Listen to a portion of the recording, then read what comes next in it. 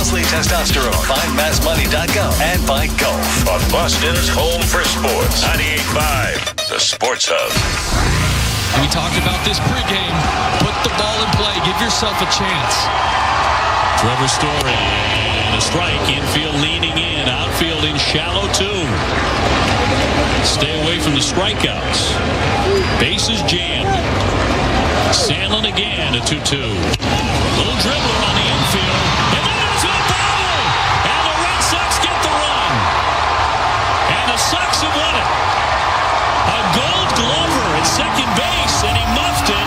And the Red Sox win the game 4-3. Boy, did they need that. And isn't that just proof of everything we've talked about over the last few days? You don't have to crush it in these situations. Just find a way to put the ball in play, and things will happen. Weird things happen in extra innings with infield's in. That was it right there. Platinum Glover at second base. Couldn't glove it and make the play. Hamilton comes scampering home for third, and the Red Sox get a bit of a gift there, but they'll take it. And they snap the three-game skid, and Trevor Story writes a nice ending to this one. He put it in play.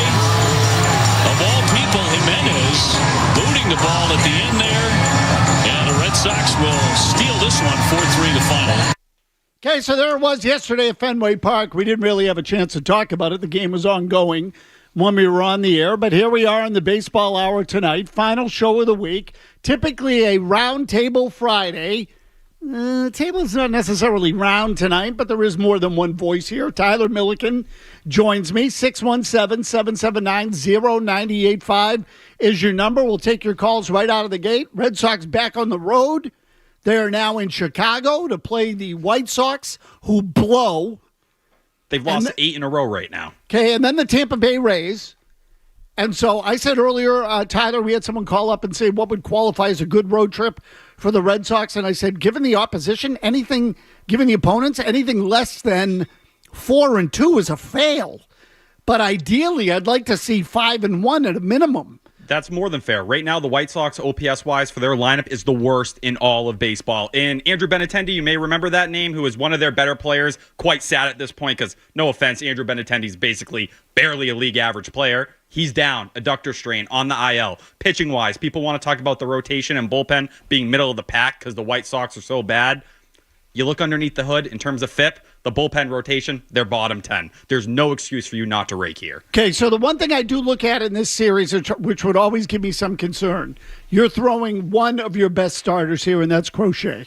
You're getting the end of the rotation, so you can never take anything for granted in these sorts of series. But honestly, I want to start with the Toronto series because in the last 2 days of the Toronto series, for those of you who watched it, I think the last two games illustrated perfectly what the difference is between winning and losing for the Red Sox here in the early part of the year.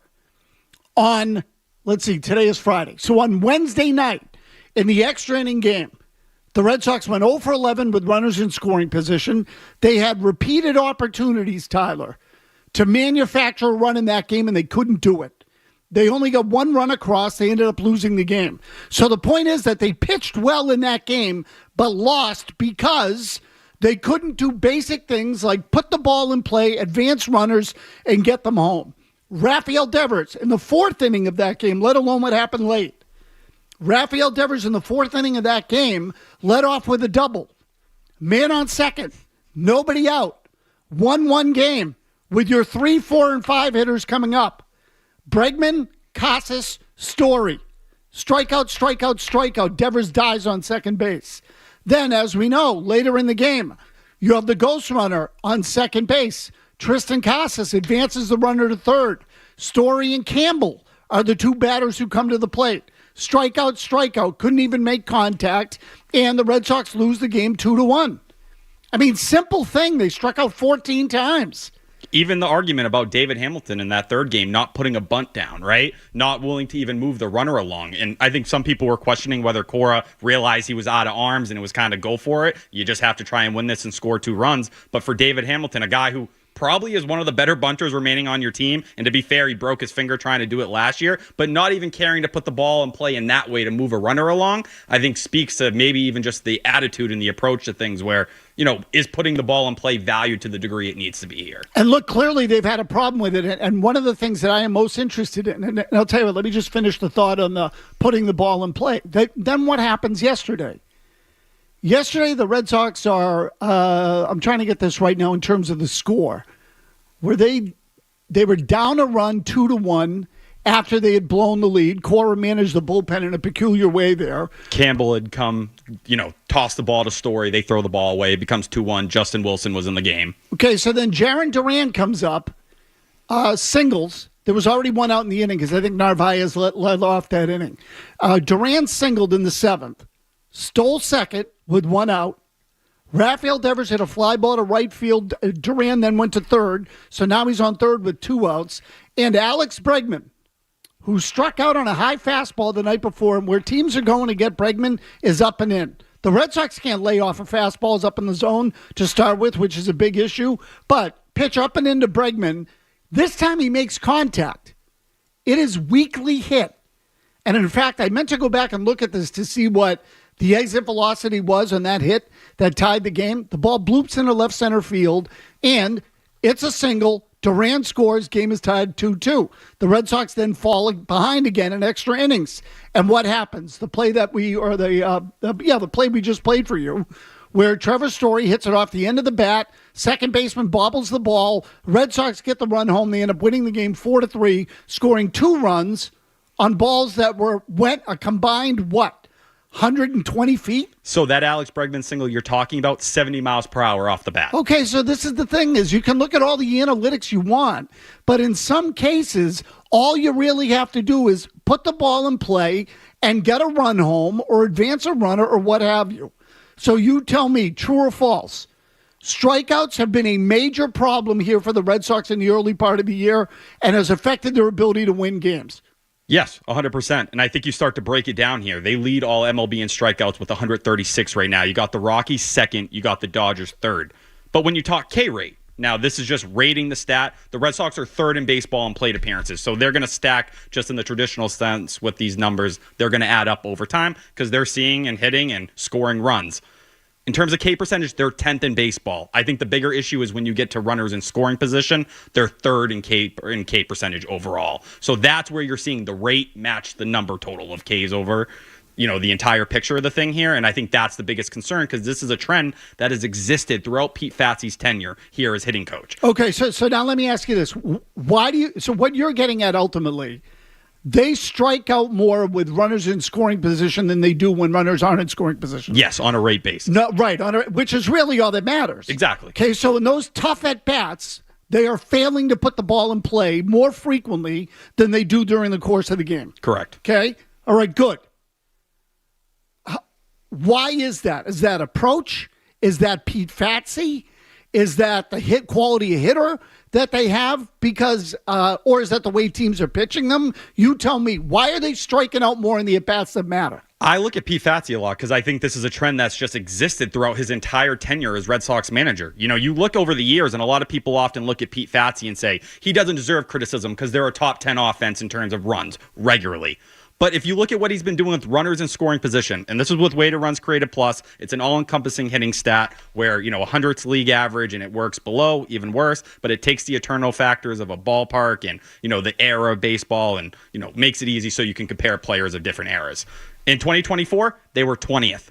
In 2023, they were 14th. In 2022, they were 17th. So you have a history here of the team, while they are a top 10 offense regularly, when it comes to runners in scoring position, they underperform their talent level again and again and again. And that's why when people want to talk driveline and blame a lot of this stuff, Pete Fatsy was here before driveline. There's a reason why a majority of the Dodgers lineup, including Mookie Betts, trains at driveline. Even you want to talk driveline, bat to ball is one of their main core philosophies in the way they do things here. But when you look at just simply performing with runners in scoring position, whether it's getting a message across, changing your approach with 2 strikes or whatever it is, Pete Fatsy has had this team underperform in that sense for his entire tenure as Red Sox manager. Okay, and Fatsy obviously is the hitting coach. And just for people who don't know, Tyler, driveline is I don't know what you would call it, the think tank initially that created a modern way of looking at hitting. Here's what I want to know. Does Driveline preach a philosophy of launch angle? And does that lead to more strikeouts? Because it feels to me like it does. It does lead to some more strikeouts, and Christian Campbell is the perfect example. Is a guy who came out of Georgia Tech who didn't lift the ball a ton, but also barely ever struck out. Their whole approach there is essentially finding the balance of not going too far in terms of strikeouts, which Christian Campbell still had one of the best K percentages in the minor leagues last year, especially for the power he was hitting with. But that core four philosophy you come back to. Bat speed, bat to ball skills, swing decisions, and ball flight. That's where you do create a little bit more swing and miss, but they also emphasize the importance of bat to ball. That's why a Marcelo Meyer, who had a really significant issue with this the last couple of years, they were able to get him to focus more on stuff inside the strike zone. You're not chasing as much. You're not swinging and missing as much, and there's a reason why. That's what the Red Sox are consistently targeting in terms of draft prospects. Even Yofri Rodriguez, who they traded for from the Brewers a few days back, they have a type here, Christian Campbell. They don't want guys that swing and miss a ton. It's okay to swing and miss a bit more, but it has to come with more power. To consistently underperform like they are with runners in scoring position, I think that's a separate conversation. Okay, so look, I'm always eager on stuff like this to know whether fans even care about the strikeouts anymore. I know when your pitchers are pitching, you like them. And I can't imagine that you then just eliminate them when your team is batting and they continue to strike out. And again, I think this is the story on the team right now. So I'm going to put it to you this way: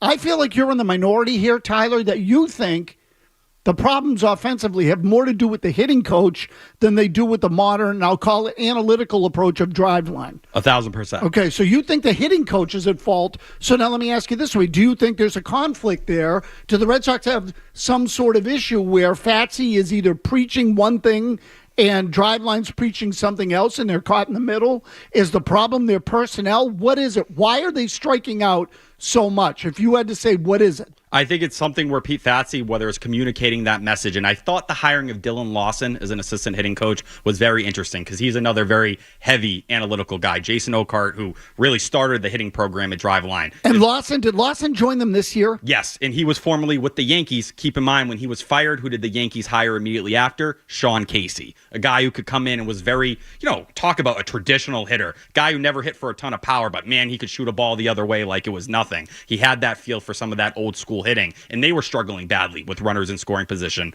during that season. The Pete Fatsy thing just mystifies me because they were so quick to get out a guy in Dave Bush on the pitching side of things that, didn't match the infrastructure or wasn't getting the most out of guys. Feels like Pete Fatsy, there's been times the last 2 years where if you got the notification at the end of the year he got fired, nobody would be shocked. Yet they've continued to hold on to him again and again here. I think personnel-wise, the organization values bat to ball. You don't pay Masataka Yoshida what you did. And I think he's someone you look at here with the team struggling the way they are.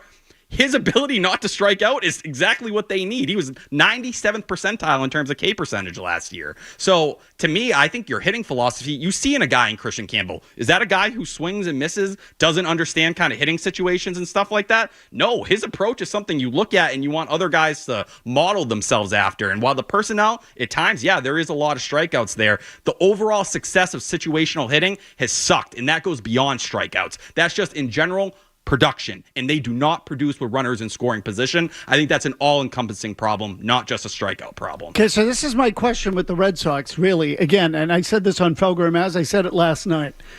This, to me, is the number one issue on the team, their inability to put the ball and play with men in scoring position.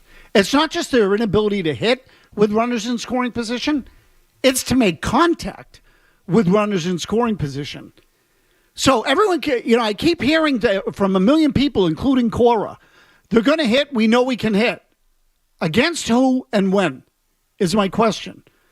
When does that happen? And I would love to know what the internal discussions are like about the offense.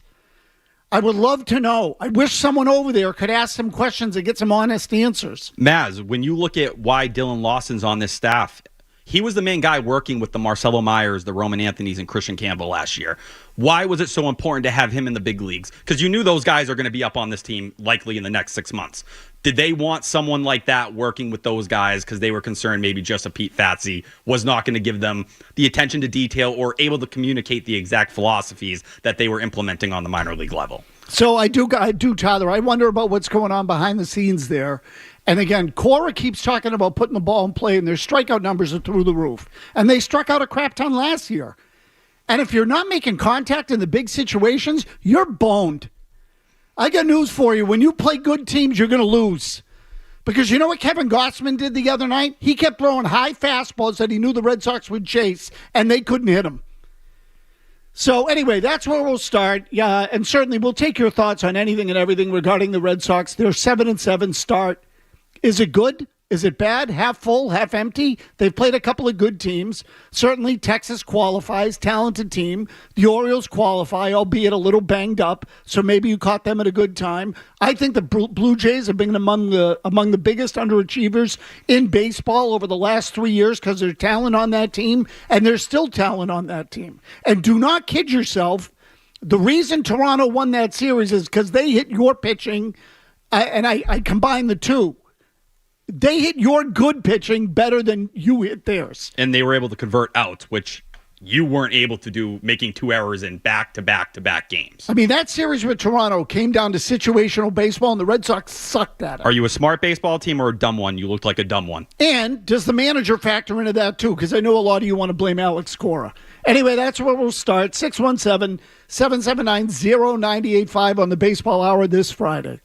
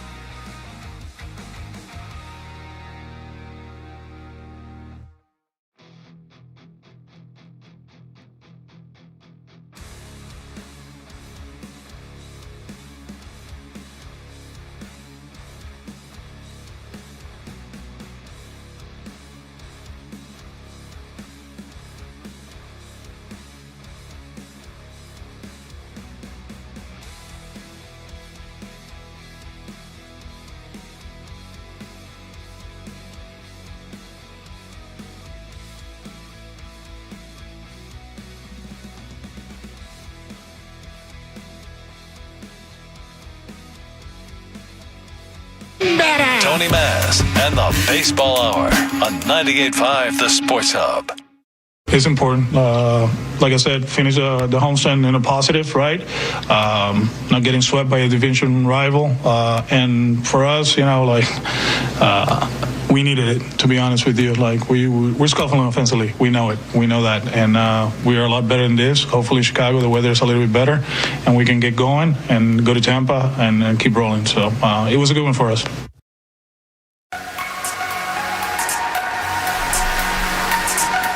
Again, Alex Cora saying they needed the win. I don't dispute that. You can't get swept at home by a division opponent in a 4-game series. And it's at Fenway Park, where the last 2 years you've been below 500. It felt like that Cardinals series, you almost reclaimed Fenway. It was like, oh no, you came in here and teams are going to be scared because of your offensive power. To do exactly what they did this series, that's the last 2 seasons. And so I'll tell you what, Tyler, let's take this call, and then I want to get back to the offense, because you and I were just talking off air, and I think there's some interesting stuff there about how the Red Sox have set up their staff for the offense that, frankly, I wasn't entirely aware of because I don't follow it as closely as I used to. And the game has changed in the time that I've been out of the clubhouse. So I'm interested in it. I think fans are. Evan is in New Hampshire. Go ahead, Evan. Hey, Tony. Hey, Tyler. I just want to let you guys know I came up with a new nickname for Tristan Casus. I call him The Hole, because right now he's a hole in the middle of your order, and he's a hole on defense at first base. Mind you, this is a guy who turned down a contract extension last year while being a career 240 hitter because he wanted more. I bet you he'd go back and take it now. How many times are you going to watch a pitch at the knees and a 2-strike count and not swing before you finally get it through your head? He's not that good. I don't know what to do with him. I would rather have Yoshida at first base. He can't play defense, but neither can Casus, and at least he's not going to strike out. Okay. I can't watch it. Yeah, so, Evan, I would tell you be careful, because Tristan Casus is Tyler's whoopee. Yep, he's my favorite guy. Tyler loves Tristan Casus, so just quickly, give me 30 seconds on Casus. Yeah, I think Tristan Casus right now, what you're seeing, he's completely lost at the plate, and he's trying to incorporate the stuff Alex Cora has been talking about. He's swinging 51% of the time, highest mark of his career. Swinging at 73.5% of pitches in the strike zone, also the highest mark of his career.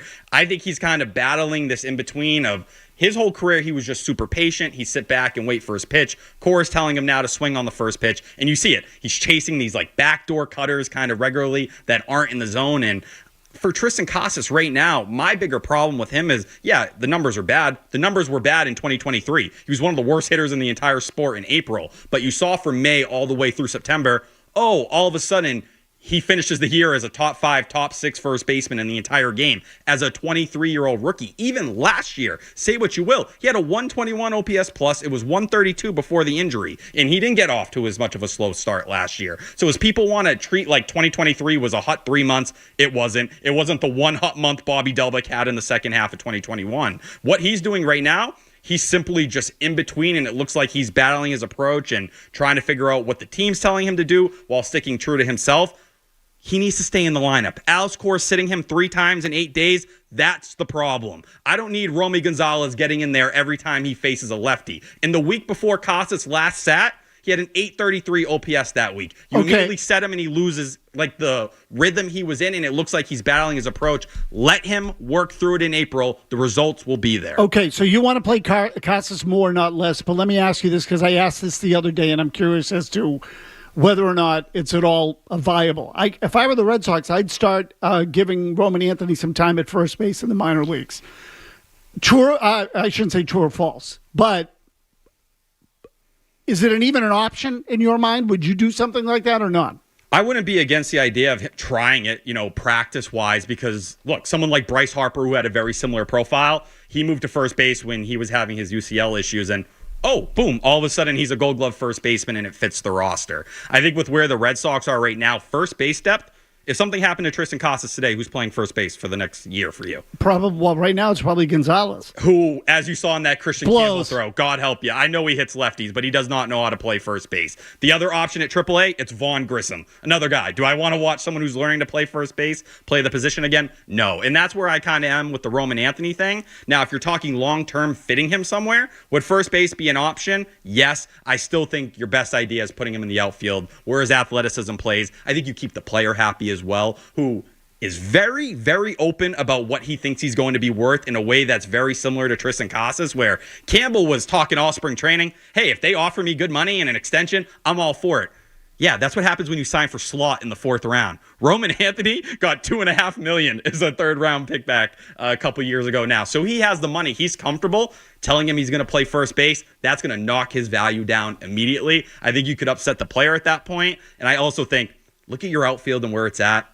Hey, Ceddanne Rafaela, you're moving to the bench. They're already starting that process right now. I think you could survive with him in the outfield, and whether it's left field or center field, however they want to do it, I still think that's where he should be. But would I get him some reps at first base in case of an emergency? Sure. But I don't want to watch a rookie who needs to figure it out at the plate in the big leagues also learn how to play a new position. That's not getting you anywhere in a World Series here. Okay, here's what we're going to do. We're going to go to headlines here. Kevin Majori will get you caught up. 617-779-0985 is the number. We will take your calls. And I want to go over those changes that the Red Sox have made internally with regard to their hitting coach and their hitting operation is how I would put it, because to me it does paint a clearer picture of what the hell is going on there with runners in scoring position. Because I think the Red Sox approach with runners in scoring position blows. It sucks, and they have to fix it or they're doomed. Kevin Majori's.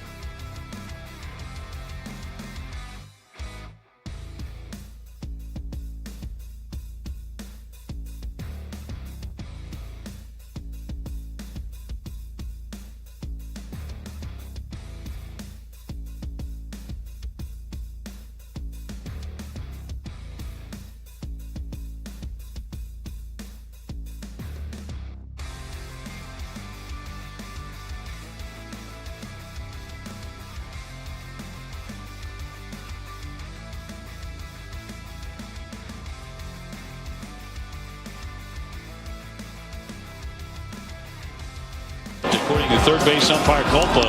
And that is a strikeout. Back-to-back K's. He struck him out. Quite a bounce back there by Gausman. After the double, 3 consecutive whiffs. Abreu down hacking. And that'll be in there, strike 3.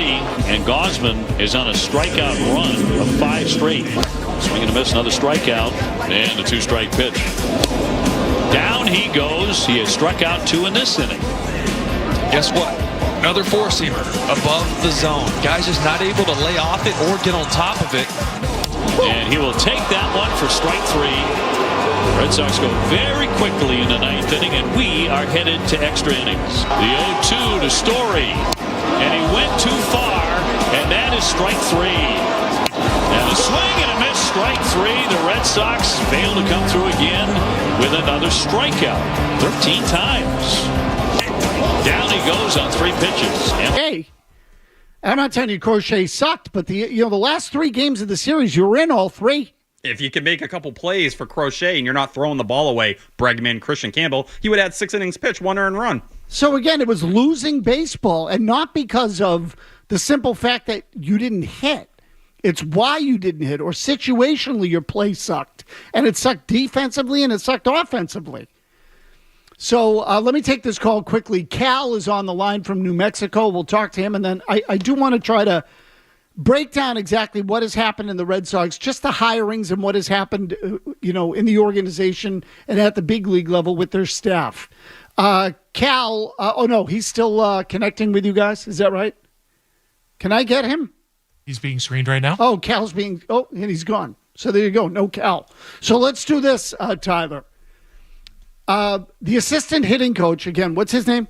Dylan Lawson. There's Lawson. 2. Ben Rosenthal as well. Okay, so but Pete Fatsi has been the hitting coach, and at the end of 2023 into 2024, they added Dylan Lawson to the organization. Okay, and then he went to the minor leagues and did what? And give me the short, simple version. Yeah, so when he was hired, he was essentially treated as a minor league hitting coordinator for the higher levels. Okay. Which was his success with the Yankees, with guys like Anthony Volpe, and why he got the hitting coach job with the Yankees. Okay, so Dylan Lawson worked with young players in New York, had success. The Red Sox brought him in and initially assigned him to do the same thing in the minors at a time when they had Marcelo Meyer, Christian Campbell, Roman Anthony, and Kyle Teal in the minor leagues. So they felt it would be productive to bring him in to work with their young hitters in the minors. Correct. Okay, and he's more of an analytics guy. Definitely. A driveline guy. Not driveline per se, but philosophy base, yes. Okay, so philosophically he aligns with driveline, right? Correct. Okay. This year, they added him to the major league staff. So is he there because they want him to work with these young guys when they come up? Is he there because they want him to work with the young guys who are already on the roster? And if he is there, why is Fatsi also still here? Explain that. I think that's the biggest question, because you look at it, and I think they do want someone there as those guys, the Myers, the Anthonys, now Campbell in the big leagues. Really, the guy that was working with them a ton, it eases the transition to the big leagues for them and maybe makes that adjustment a little bit easier. Now, you look at Dylan Lawson, he failed to make those adjustments with those minor league prospects that he got their stock through the roof, and they came through the system. When they got to the big leagues, as you've seen with the young Yankees core, they have not hit. That's one of the reasons why you see their windows kind of closing rather quickly here. Okay, stop there. Do Dylan Lawson and Pete Fatsi philosophically line up? That's a fair question. I think Pete Fatsi, I wouldn't align him directly with a lot of that stuff because his time here, goes before that. But what's the reasoning that you wanted to incorporate someone like that, have him here, especially during this time? Because he could have stayed as your minor league hitting coordinator, right? Right. So Pete, because someone said to me recently, Pete Fatsi's more of an old school hitting guy. And I think that's why Cora has gravitated to him at points the last 2 years when people said, oh, I thought he was going to get fired when Dave Bush got fired. To me, it seems almost like a middle ground as someone who understands the old way of going about things, but can grasp analytics. Then you have a Dylan Lawson who's way far on that other side of the spectrum. Okay, so what the Red Sox then have created internally is this push-pull a little bit. Tell me if I'm wrong. Pete Fatsi, a little bit more old school, maybe connects with more of the veteran guys.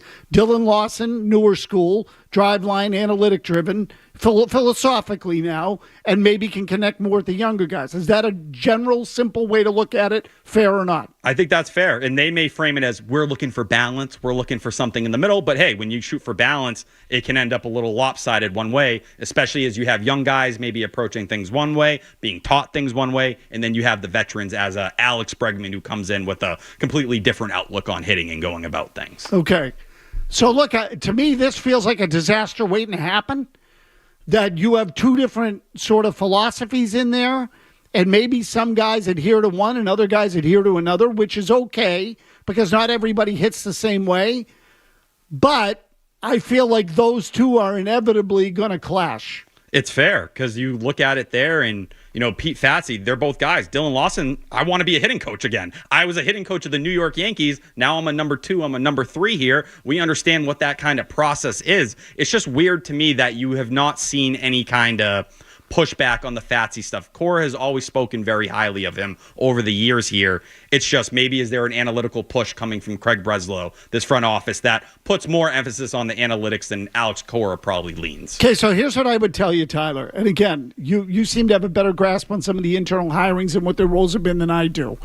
But historically, what I have always felt is that the staff is often manipulated in a way to appease both the manager and the GM. Some guys are the manager's guys, some guys are the GM's guys.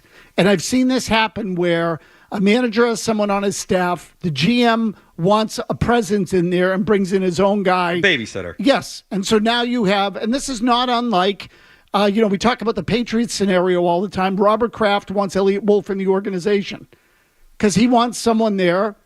He wants a voice in the room that's his, and someone who's going to keep him clued in as to what's going on. And so if you're winning and everything's fine, it can all work. But if you're losing, inevitably there will be finger pointing on both sides. So I am worried a little bit about that whole dynamic. Let me also say this, because I think this is an important part of the conversation. When we start talking about the Red Sox lineup, you tell me whether these guys are strikeout machines, for lack of a better word. It doesn't mean that, who strikes out a lot and who doesn't. Narvaez. Early on, I'd have to look at the K Connor rate Wong. for him. He's lowered it over the years. He's not that bad. Okay, I think Connor Wong strikes out a lot. Casus. Yes. Story. Yes. Bregman. No, but it's up here. It's up over 10% from where it was a year ago. Duran. He's fine. Durant struck out 150 times last year, Tyler. It was like, what, a 22% K rate? I'm not going to look at him as someone that's, absolutely losing his mind out there or doing something crazy. Okay, but he strikes 23%. out. 20, that to me, in today's game, 25% and up is where I look at, as someone you got to be cautious. And I was wrong. It was 160 times he struck out. Yeah. Now, look, I know he played in 162 games. More plate appearances than anyone in baseball. Okay, so Tyler, the game has changed. I get it. Yep. But it used to be that 100 strikeouts was frowned on.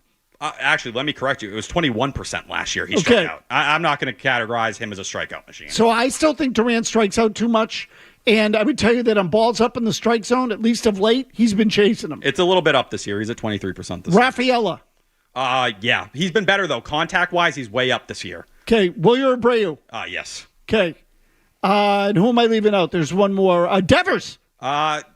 Better. Last strikes year, out a lot as the year went along, but I think you've seen this year with his chase rate, that's one of the things that's leveling him up. He is not chasing. He's actually at an elite level right now. He struck out a ton to start the year, so the numbers are going to be skewed a bit. But yeah, he's someone who's going to get his fair share. Okay, so the only guys in the lineup that I would look at and say they don't strike out a crap ton, and you can say Duran. I'll disagree with you on Duran. Work with me. Okay. What's the number you would draw it at, right? Because like this year, Devers is striking out 31% of the time. You go back a year ago, 24%. Like 24%, like I said, 25 is where I draw the line there. Okay, and I know everybody goes by percentages now, Tyler. I don't. I go by volume. So to me, it's always the number. It used to be 100 and over was a lot, but I recognize now the game's different. So I would say you get into that 125 range, you have too many. And I think they all have it except for two guys, Bregman and Christian Campbell. I think everybody else strikes out a lot. Connor Wong strikes out a crap ton. So Connor Wong last year struck out 114 times, but he only played 126 games. 23%. Okay. Like, I'd say there's some strikeout there, but I wouldn't call him, he was 33% the year before. That's when you're getting like Bobby Delbick territory. You're unplayable. 23%, yeah, you better hit for some power if you're going to strike out that much. Okay, here's my point. That guy comes up in a key situation with runners in scoring position and 2 outs, and you're the other team. Do you say we can strike this guy out? Yeah, you have a shot at it. Okay, yep, you have a good shot at it. But like, I look at someone like Trevor Story. You start getting, if you're 23, 22%, you can survive in the big leagues and still have a very good career around that. You get between, closer to 30, that's when scouts start to say, all right, this guy, a Spencer Jones, like with the Yankees, your prospect grade's coming down significantly. Okay, but to me, this is the story, is the Red Sox are striking out a lot, and they're striking out a lot in key situations. So they have to tell me what is the source of this problem. Is it their roster or is it their approach? And if you want to tell me some sort of combination of both, fine. But they need to find a way to mitigate the problem. Because either they built a team that strikes out a crap ton, or they are employing a philosophy that's making it bad and not making it better. So again, this to me is the crux of the matter. And what is the issue with their offense? And if the contact rates go up and they start striking out less and doing better with runners in scoring position, then we can all tolerate it. But doesn't that point to you and how they handled things with Masataka Yoshida is such a significant problem? Because that is the skill set that you're missing here. You're missing that guy who was able to consistently put the bat on the ball. You valued it so much that you went and paid Alex Bregman to come here and do that. And so far with his K percentage being up, maybe you frame that as he came here, he's with the Red Sox hitting program, now he swings and misses more, right? Okay, so let's discuss how Yoshida would fit. Okay, we'll do that when we come back on the Baseball Hour, so don't go anywhere. You're listening to the Baseball Hour with Tony Matt.